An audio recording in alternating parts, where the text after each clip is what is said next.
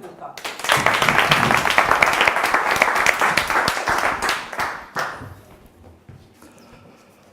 So I guess if I was to sum it up in one word, it would be confusion.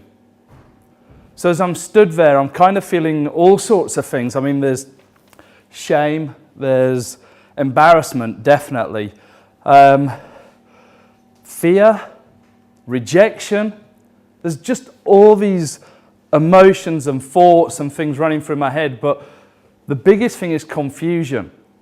You see, I've gone away to Aberdeen. I don't know if any of you have been to Aberdeen, but Aberdeen is a very grey city, architecturally. So there's lots of grey, and this grey is it's a reflection of what's going on in here. In fact, what's going on in here for the last 2 years, not for the weekend. So it just stands there as a symbol of everything that's inside that presumably, hopefully, nobody on the outside can see. And I'm absolutely desperate. In Aberdeen Airport, there's a WH Smith's. And I go into this WH Smith's. It's a tiny place. Not many planes leave from Aberdeen Airport if they're not going over to the oil rigs. It's a tiny place. And I go into this business book section.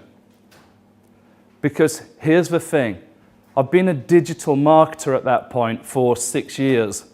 3 years previous, I'd started a new business that was all going to be really successful based upon digital marketing. And guess what? I've just realised that I've lost £250,000. Now, to give that some context, I could have bought a really good house at that point in time where I come from, but I'm living in rented accommodation with 2 kids. What do I say to them? So I go and I get this book, and I absolutely change the way I see business, and that's really what it's about. I transform things, but it gets me onto thinking something a little bit further. I did it because of that desperation.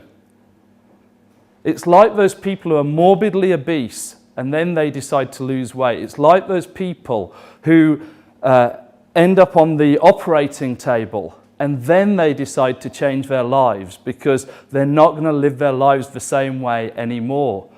And it gets me to thinking, why do we have to wait for that life-changing event in order to change our lives?